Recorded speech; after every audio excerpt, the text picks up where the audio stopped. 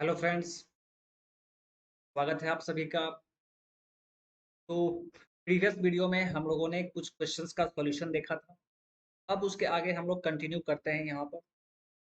तो यहाँ पर देखिए, फर्स्ट क्वेश्चन में क्या कह रहा है। The flow of fluid will be laminar when. आपसे पूछा जा रहा है कि लेमिनार फ्लो कब होगा। ठीक है, तो यहाँ पर देखिए आपसे सिंपली ये पूछा जा रहा है कि किसी भी पाइप में यदि फ्लो हो रहा हो, किसी भी पाइप में यदि फ्लो हो रहा हो, तो ये लेमिनार फ्लो कब होगा। का कंडीशन है my dear friend, Reynolds number less than 2000 होना चाहिए। Reynolds number must be less than 2000। तो आप सिंपली ये कह सकते हैं कि फ्लो उस टाइम फिर लेमिनार हो जाएगा। अब यहाँ पर देखिए ऑप्शन बी में क्या बोला जा रहा है, the density of the fluid is low. तो यहाँ पर आपको ध्यान देना है कि ये रिनॉल्ड्स नंबर डेंसिटी पर भी डिपेंड करता है माय डियर। रिनॉल्ड्स नंबर क्या होता है, रो भी डी बाय म्यू। तो देखिए, क्योंकि रिनॉल्ड्स नंबर हमें कम रखना है तभी लेमिनार फ्लो पॉसिबल है। That means Reynolds number is directly proportional to rho. हमें रिनॉल्ड्स नंबर कम चाहिए। ठीक है, इसका मतलब है कि डेंसिटी ऑफ फ्लूइड क्या होना चाहिए, कम होना चाहिए। तो ऑप्शन बी भी बिल्कुल सही है। तो यहाँ पर करेक्ट आंसर क्या होगा, both A and B. Okay, चलिए नेक्स्ट क्वेश्चन देखिए। क्वेश्चन को पढ़िए, क्वेश्चन में क्या कह रहा है। Which of the following sentences are true for Bernoulli's equation? आपसे पूछा जा रहा है कि बर्नौलीज इक्वेशन के लिए कौन सा स्टेटमेंट यहाँ पर सही है। तो यहाँ पर देखिए फर्स्ट ऑप्शन में क्या कह रहा है, Bernoulli's principle is applicable to ideal incompressible fluid. बिल्कुल सही है, बर्नौलीज प्रिंसिपल जो है ये आइडियल फ्लूइड के लिए होता है और वो भी इनकम्प्रेसिबल फ्लूइड के लिए। ये इसका एजम्पशंस है। बर्नौलीज इक्वेशन में हम लोग 5 एजम्पशंस लेते हैं, जिसमें एक एजम्पशंस ये है, इनकम्प्रेसिबल फ्लूइड होना चाहिए, फ्लो आइडियल होना चाहिए। फिर यहाँ पर देखिए, the gravity force and pressure forces are only considered in Bernoulli's principle. तो यहाँ पर ये स्टेटमेंट को थोड़ा ध्यान से समझना है। जनरली कोई भी फ्लूइड फ्लो होता है, किसी भी फ्लूइड फ्लो में जनरली 3 फोर्स प्रेजेंट होता है। एक gravity force, second pressure force and third viscous force. तो जनरली ये तीनों फोर्स किसी भी फ्लूइड फ्लो में प्रेजेंट होता है। तो यहाँ पर देखिए बर्नौलीज प्रिंसिपल में, बर्नौलीज प्रिंसिपल किसके लिए है, नॉन विस्कस फ्लूइड के लिए है। मतलब फ्लूइड विस्कस नहीं होना चाहिए। दैट मीन्स विस्कस फोर्स वहां पर जीरो होना चाहिए। तो इसका क्या मतलब है कि बर्नौलीज प्रिंसिपल में सिर्फ gravity force and pressure force consider किया जाएगा। दैट मीन्स ऑप्शन 2 भी सही है। अब देखिए third option, the flow of fluid is rotational. कह रहा है कि बर्नौलीज प्रिंसिपल के लिए फ्लो जो होना चाहिए वो रोटेशनल होना चाहिए। ये बिल्कुल गलत है। बर्नौलीज का एजम्पशंस है कि फ्लो इरोटेशनल होना चाहिए। दैट मीन्स थर्ड स्टेटमेंट आपका सही नहीं है। एंड फोर्थ ऑप्शन देखिए, द हीट ट्रांसफर इनटू और out of fluid should be zero, apply Bernoulli's principle. बिल्कुल सही है। ठीक है, मतलब क्या बर्नौलीज प्रिंसिपल आप अप्लाई करने वाले हैं तो वहां पर हीट ट्रांसफर जो होना चाहिए वो जीरो होना चाहिए। सिस्टम एंड सराउंडिंग के बीच में किसी भी तरह का हीट इंटरेक्शंस नहीं होना चाहिए। Q भी जीरो होगा एंड W भी जीरो होगा, हीट ट्रांसफर भी जीरो एंड वर्क ट्रांसफर भी जीरो होना चाहिए। ठीक है, तो ये बर्नौलीज प्रिंसिपल में है। तो यहाँ पर देखिए थर्ड ऑप्शन गलत है, बाकी आपका सभी ऑप्शन सही है। तो correct answer is option C. Option C बिल्कुल सही है। नेक्स्ट क्वेश्चन देखिए क्या कह रहा है, इस क्वेश्चन में ध्यान से पढ़िए। Morse circle is used to determine the stresses on an oblique section of a body subjected to। कोई भी ऑब्लिक सेक्शन है, ठीक है, उस पर स्ट्रेस डिटरमाइन करने के लिए हम लोग मोर सर्कल का यूज करते हैं और उस ऑब्लिक सेक्शन में कौन सा स्ट्रेस काम कर रहा होगा। तो चलिए ऑप्शन में देखते हैं। फर्स्ट ऑप्शन कह रहा है कि direct tensile stress in one plane accompanied by a shear stress। कह रहा है कि एक प्लेन में टेंसाइल स्ट्रेस होगा और फिर शियर स्ट्रेस होगा। सेकेंड ऑप्शन देखिए, direct tensile stress in two mutually perpendicular directions. दो म्यूचुअली परपेंडिकुलर डायरेक्शंस, मतलब ये आपका, ठीक है, ये पॉइंट है, यहां से नंबर ऑफ प्लेन क्रॉस कर रहा है, तो कह रहा है कि direct tensile stress into mutual perpendicular directions. ये हो गया आपका सिग्मा एक्स। मान लीजिए कि ये आपका ऑब्लिक सेक्शन है, ठीक है, तो यहाँ पर इस ऑब्लिक सेक्शन पर हम लोग स्ट्रेस फाइंड आउट कर सकते हैं, आसानी से कर सकते हैं। फिर देखिए थर्ड ऑप्शन में, direct tensile stress in two mutually perpendicular directions accompanied by simple shear stress. अब यहाँ पर दो दो नॉर्मल स्ट्रेस के साथ साथ यदि शियर स्ट्रेस भी यहाँ पर काम करता, ठीक है, शियर स्ट्रेस भी यदि यहाँ पर काम करे, तो हम लोग उस टाइम भी मोर सर्कल का यूज करके ऑब्लिक प्लेन पर नॉर्मल स्ट्रेस हम लोग फाइंड आउट कर सकते हैं। इस ऑब्लिक प्लेन पे जो नॉर्मल स्ट्रेस होगा my dear, this is sigma N and this is tau S. तो यहाँ पर आंसर क्या होगा, ऑल ऑफ द एबव। हर एक सिचुएशन में, हर एक कंडीशन में आप ऑब्लिक सेक्शन पर मोर सर्कल का यूज करके स्ट्रेस फाइंड आउट कर सकते हैं, ठीक है। सो आंसर होगा all of the above. Okay, चलिए नेक्स्ट क्वेश्चन देखिए। क्वेश्चन में क्या बोला जा रहा, the emissive power of grey body is. देखिए ध्यान से देखना है, एमिसिव पावर कह रहा है, ठीक है, emissive power of grey body. तो ग्रे बॉडी ऐसा बॉडी है जिसका एब्जॉर्प्टिविटी वेरी करता है, ठीक है, कांस्टेंट नहीं होता है, वेवलेंथ के साथ वेरी कर जाएगा, उसे हम लोग ग्रे बॉडी कहते हैं। तो emissive power of grey body क्या होगा, तो यहाँ पर ध्यान देना है आपको। ब्लैक बॉडी के केस में एमिसिविटी 1 होता है, एंड यदि आप एमिसिव पावर निकालेंगे किसी भी बॉडी का, वो क्या होगा,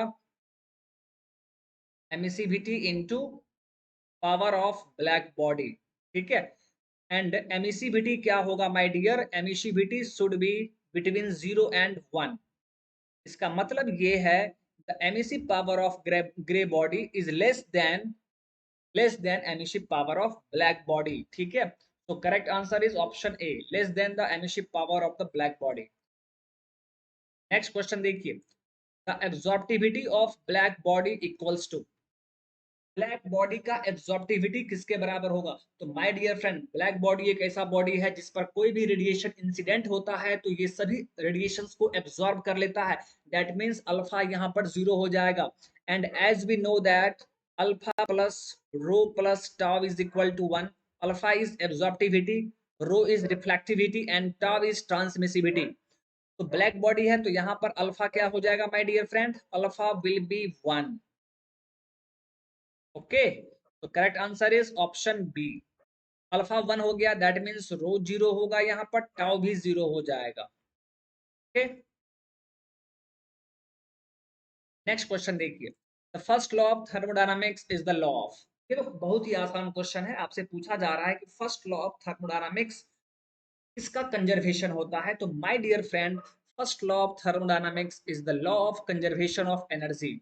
आप सभी जानते हैं कि ये एनर्जी का कंजर्वेशन होता है, एनर्जी कंजर्व रहता है। And first law gives quantitative law about energy conservation. Energy conservation के बारे में हमें ये क्वांटिटेटिव डिस्ट्रीब्यूशन बताता है, क्वांटिटी वाइज हमें ये बताएगा, ठीक है, एनर्जी कंजर्वेशन। क्वालिटी वाइज कौन बताएगा हमें, तो क्वालिटी वाइज हमें बताएगा second law of thermodynamics. Okay, next question देखिए, Otto cycle is the air standard cycle of. आपसे पूछा जा रहा है कि ऑटो साइकिल जो होगा ये एयर स्टैंडर्ड साइकिल होता है किसका। My dear friend, auto cycle, अब देखिए यहाँ पर क्या लिखा हुआ है, ऑटो साइकिल। तो जनरली आईसी इंजन में आपने auto cycle, diesel cycle, dual combustion cycle ये सब पढ़ा होगा आपने, ठीक है। तो ऑटो साइकिल को हम लोग पेट्रोल इंजन साइकिल भी कहते हैं, या इसे सिंपली आप स्पार्क इग्निशन इंजन कहेंगे। Spark ignition engine, spark ignition engine का ये साइकिल होता है। डीजल साइकिल जो होगा ये वो सीआई इंजन का साइकिल होता है, ठीक है। चलिए नेक्स्ट क्वेश्चन देखिए, आपसे पूछा जा रहा है how is the heat added in the diesel cycle. Diesel cycle में हीट किस तरह ऐड किया जाता है। My dear friend, diesel cycle में देखिए क्या होगा, डीजल साइकिल में कांस्टेंट प्रेशर पर हीट को ऐड किया जाता है। This is 1, 2, 3 and 4। This is P axis, pressure axis, this is volume axis. यही है आपका डीजल साइकिल। डीजल साइकिल में my dear friend constant pressure पर हीट को ऐड किया जाता है, ठीक है। Heat is added at constant pressure and reversibly, क्योंकि डीजल साइकिल एक रिवर्सिबल साइकिल होता है, ठीक है। तो आप क्या बोलेंगे, रिवर्सिबली एट कांस्टेंट प्रेशर। इस क्वेश्चन में देखिए, which type of turbine is a Francis turbine. Francis turbine किस तरह का टरबाइन होता है। My dear friend, Francis turbine एक inward radial flow reaction turbine होता है। Inward radial flow reaction turbine. Reaction turbine का मतलब होता है कि ऐसा टरबाइन जिसके इनलेट पर काइनेटिक एनर्जी भी हो एंड प्रेशर एनर्जी भी हो, ठीक है। एंड ये प्रेशर एनर्जी इनलेट से एग्जिट तक पहुंचने में डिक्रीज होते रहता है, ठीक है। रेडियल फ्लो का मतलब है कि फ्लो रेडियल डायरेक्शन में हो रहा होगा। तो Francis turbine is an inward radial flow reaction turbine, that means यहाँ पर फ्लो आउटवार्ड से इनवार्ड की तरफ होगा एंड रेडियल डायरेक्शन में होगा। तो Francis turbine is A type of reaction turbine. अब यहाँ पर इस क्वेश्चन में देखिए, centrifugal pumps transfer energy from. आपसे पूछा जा रहा है कि सेंट्रीफ्यूगल पंप एनर्जी को ट्रांसफर करता है कहां से कहां। तो आप एक चीज पहले समझिए, सेंट्रीफ्यूगल पंप एक ऐसा पंप होता है जो मैकेनिकल एनर्जी को हाइड्रोलिक एनर्जी में कन्वर्ट करता है। हाइड्रोलिक एनर्जी में कन्वर्ट करता है। हाइड्रोलिक एनर्जी का मतलब क्या है my dear friend.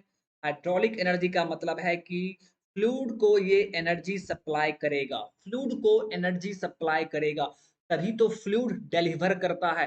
Centrifugal pump हम लोग क्यों यूज करते हैं, ताकि हमारा फ्लूइड जो है, हमारा फॉर एग्जांपल वाटर, तो हमारा वाटर जो है वो रिक्वायर्ड हाइट पर डिलीवर किया जा सके। तो वाटर को आप रिक्वायर्ड हाइट पर डिलीवर कैसे कर पाएंगे, जब आप उसको एनर्जी प्रोवाइड करेंगे। और ये एनर्जी वाटर को कैसे मिलेगा, तो ये एनर्जी वाटर को मिलेगा माय डियर फ्रेंड रोटर के द्वारा। सेंट्रीफ्यूगल पंप के रोटर के द्वारा एनर्जी किसे मिलेगा, फ्लूइड को मिलेगा। बात समझ में आ रहा है। तो इसका करेक्ट आंसर क्या होगा, option A will be the correct answer. Next question देखिए, centrifugal pumps are used to transport. Centrifugal pump का यूज हम लोग किस चीज को ट्रांसपोर्ट करने में करते हैं।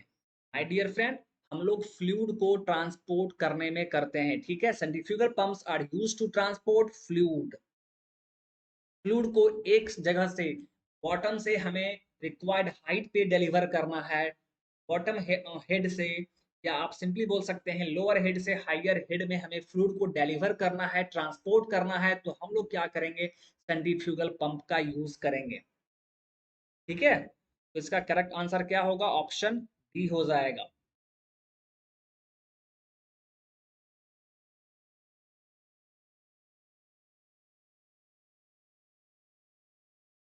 देखिए, यहाँ पर ये भी ध्यान ध्यान रखना है, ठीक है। यहाँ पर ये ऑप्शन जो पावर दिख रहा है, ये पावर भी सही है।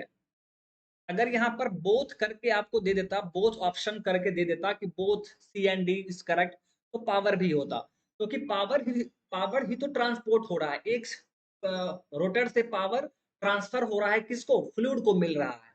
तो यहाँ पर आप ट्रांसपोर्ट फ्लूइड का मतलब ये मत समझ लीजिएगा कि फ्लूइड एक जगह से दूसरे जगह जिस तरह आप ट्रांसपोर्ट करते हैं, ठीक है, ट्रांसपोर्टेशन, जैसे आप एक जगह से दूसरे जगह जाते हैं, तो आप ये मत समझ लीजिएगा कि फ्लूइड को हम लोग एक जगह से दूसरे जगह कैरी कर रहे हैं, नहीं।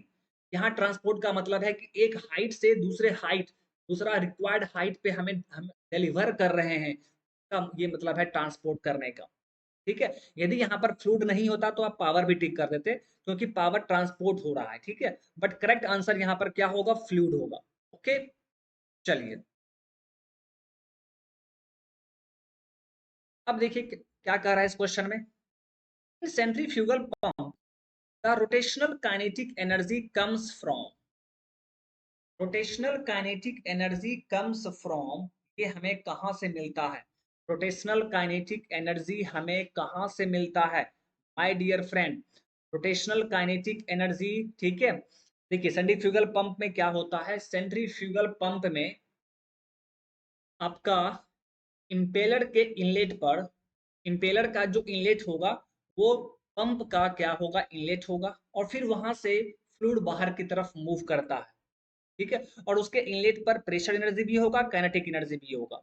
लेकिन जैसे जैसे फ्लूइड इनलेट से आउटलेट जाता है, ठीक है, आउटलेट की तरफ जाएगा, प्रेशर एनर्जी डिक्रीज करेगा एंड काइनेटिक एनर्जी इंक्रीज करता है, ठीक है। तो यहाँ पर क्या होता है, देखिए जो केशिंग होता है, केशिंग, ठीक है, तो केशिंग के द्वारा, केशिंग का जो शेप होता है, ठीक है, वो डिक्रीजिंग एरिया का होता है, डिक्रीजिंग एरिया का शेप का होता है। तो वहां पर ये ध्यान रखा जाता है उस केशिंग में कि केशिंग इस तरह का बना हुआ हो, केशिंग इस तरह का बना हुआ हो कि फ्लूइड हर एक पॉइंट पर सेम वेलोसिटी से इंटर कर पाए। सेम चीज हम लोग रिएक्शन टरबाइन में भी देखते हैं, ठीक है, क्योंकि सेंट्रीफ्यूगल पंप एक तरह का रिएक्शन टरबाइन ही तो है। सेंट्रीफ्यूगल पंप आपका outward radial flow reaction turbine है, ठीक है। तो रोटेशनल काइनेटिक एनर्जी का मतलब यहाँ पर क्या है, ठीक है, तो जैसा कि आप जानते हैं रोटर, रोटर यहाँ पर क्या है, rotating part of the centrifugal pump, या इसे आप सिंपली इंपेलर कह सकते हैं, इसे आप सिंपली इंपेलर कह सकते हैं, ठीक है। तो रोटेशनल एनर्जी हमें कहां से आता है, कम्स फ्रॉम, तो आप सिंपली बोलेंगे रोटर बोल देंगे, ठीक है, रोटर से हमें रोटेशनल काइनेटिक एनर्जी प्रोवाइड होगा, मिलेगा। बट यहाँ पर देखिए ऑप्शन में क्या है, इंजन मोटर है, ठीक है, यहाँ पर क्या दिया हुआ है, इंजन मोटर। तो यहीं से पावर कहाँ जाएगा, इंजन मोटर से पावर किसके पास जाएगा, रोटर के पास जाएगा, पंप के रोटर के पास जाएगा, दैट मीन्स आप इंपेलर बोल सकते हैं, इंपेलर के पास जाएगा, वहीं से रोटेशनल काइनेटिक एनर्जी आता है। सो करेक्ट आंसर क्या होगा, option C will be the correct answer. Okay, तो ये आपका लास्ट क्वेश्चन था। आई होप कि आपको सभी सॉल्यूशंस अच्छे से समझ में आ गया हो। तो थैंक यू, बाय बाय।